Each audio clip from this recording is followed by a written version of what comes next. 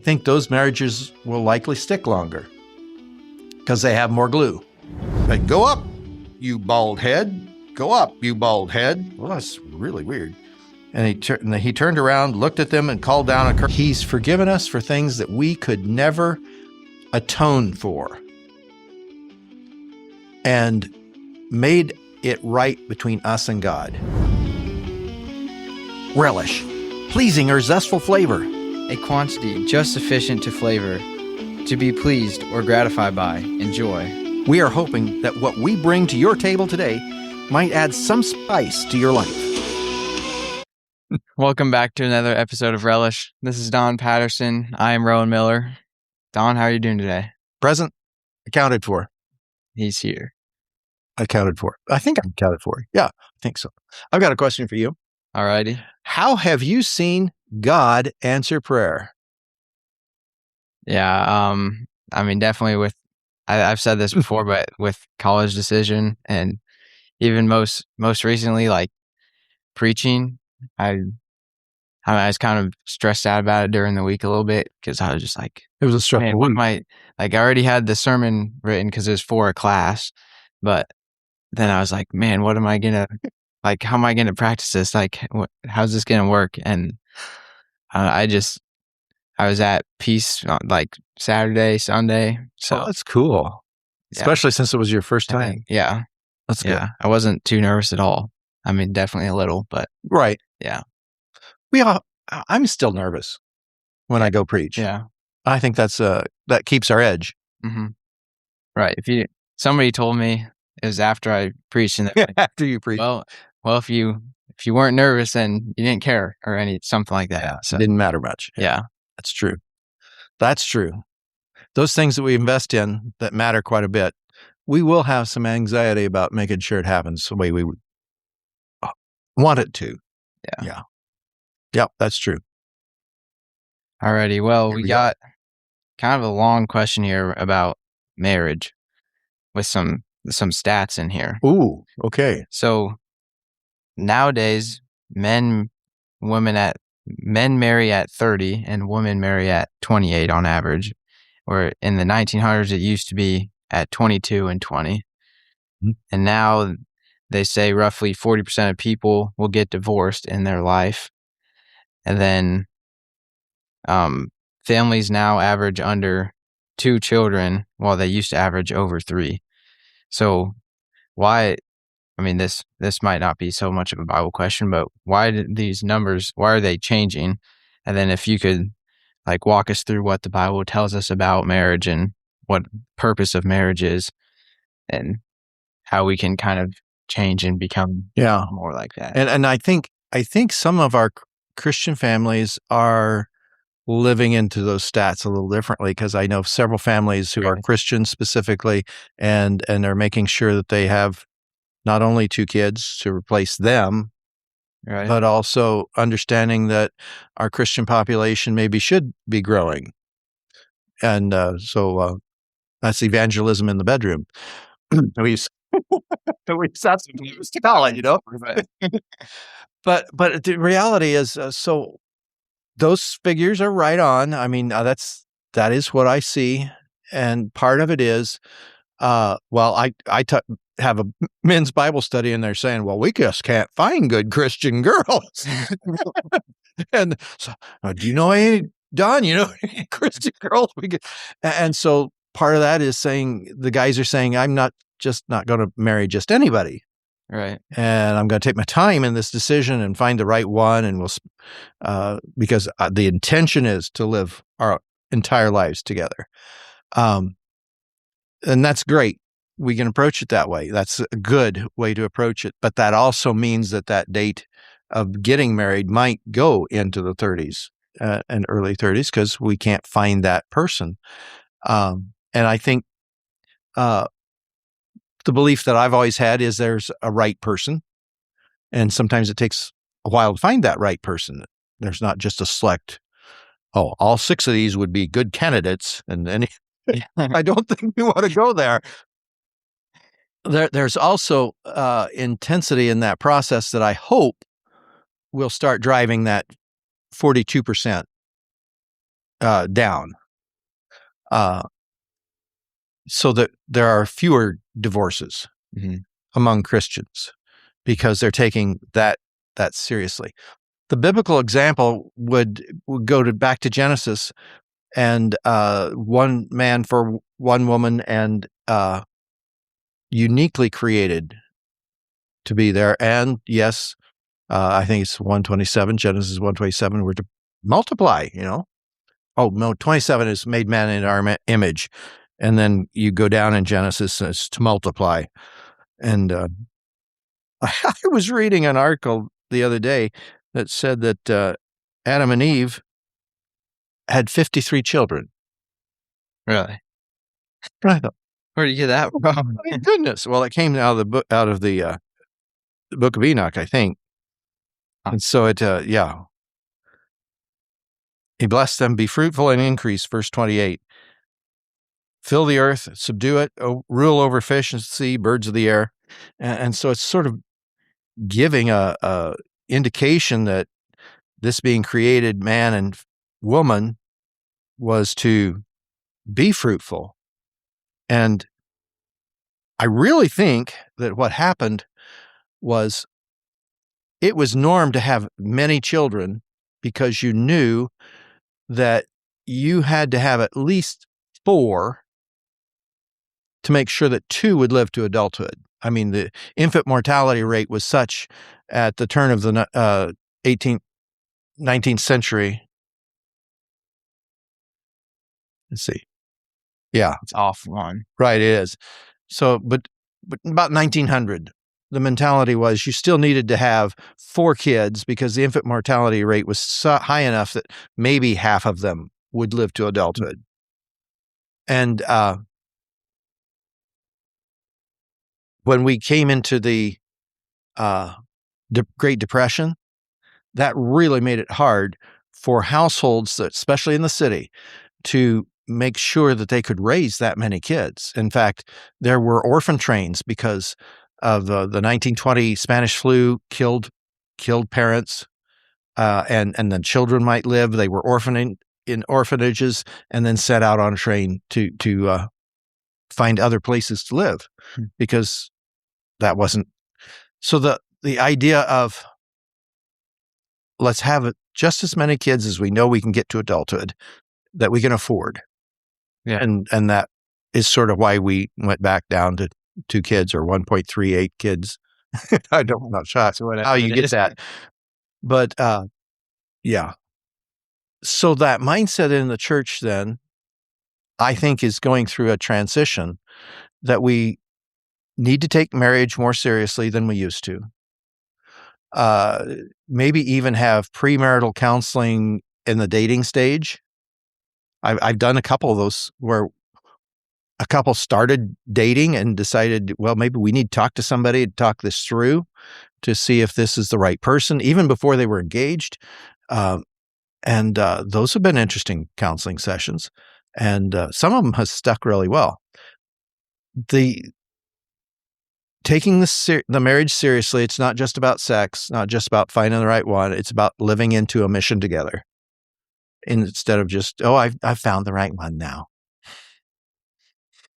Yeah. It's living into a mission together. And I'm finding that more in Christian circles than I did earlier.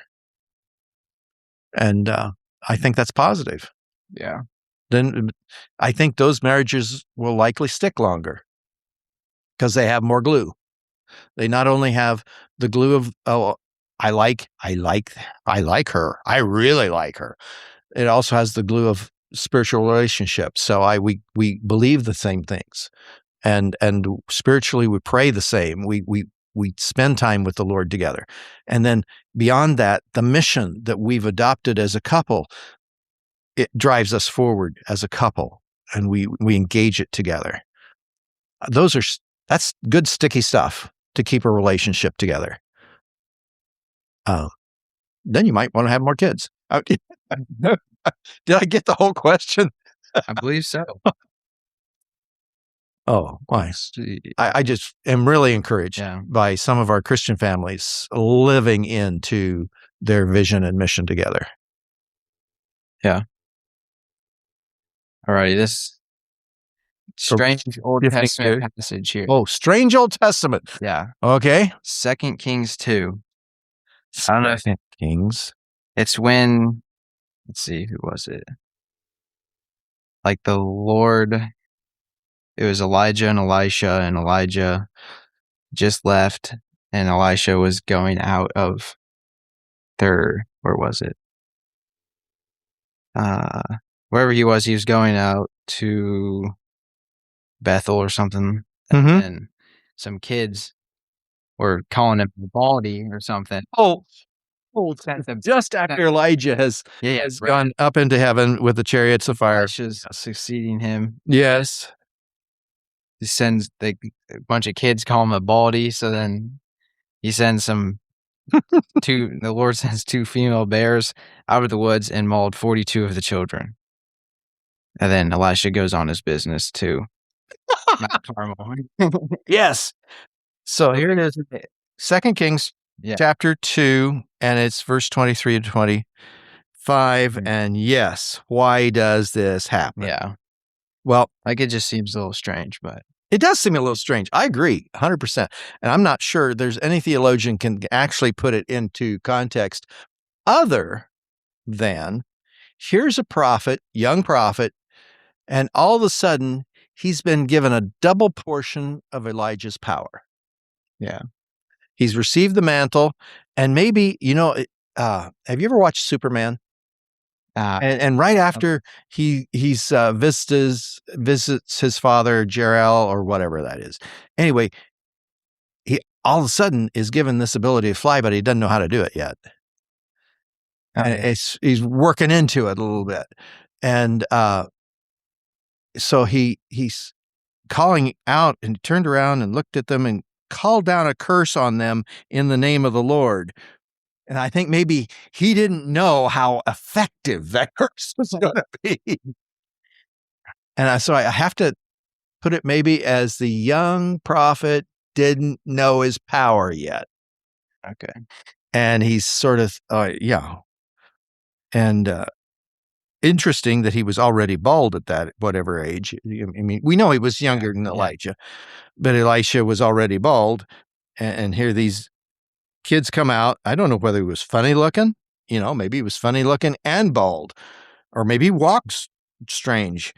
But go up, you bald head. Go up, you bald head. Well, that's really weird. And he turned around, looked at them, and called down a curse on them in the name of the Lord. Then 2 bears came out in the woods and mauled 42 youth. Doesn't say killed them, but definitely gave them a beaten up that they remember. The bottom says the Hebrew word for mauled means to tear to pieces. Oh. So I think they may be killed. They may be killed. It might have been a lesson for Elisha. Mm-hmm. Oh dear, I got to watch what I say now that I'm in this position. Watch what I say. It's definitely overreaction on Elisha's part, which means, Elisha wasn't perfect either. Mm-hmm. Yeah, I mean, how many of us have said something like that where we're just like, man, I wish they would whatever, Yeah. I would whatever, and then not realizing that something could really happen. Yeah. Yes, for sure. So that's the way I read it. I haven't gone to a lot of commentators on it. Definitely have not preached this passage. Yeah.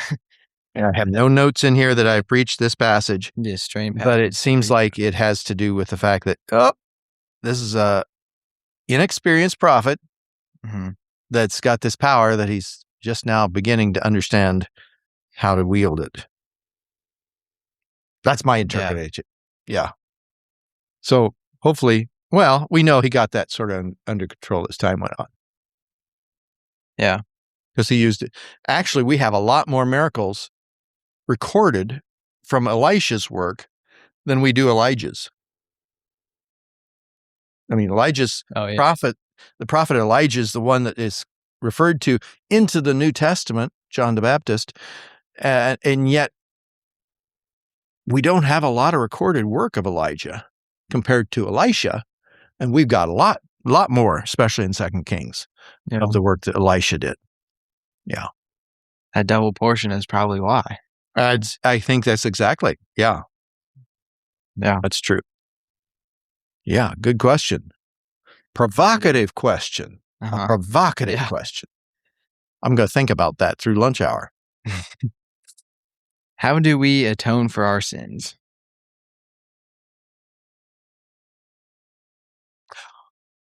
Well, as Christians, we don't. We accept the atonement that has come to us through Jesus Christ. And maybe it would be better if we did atone for our sins once. Because, okay, so if you've done something wrong and you have to pay the price for it, it leaves a definite impression that you carry on.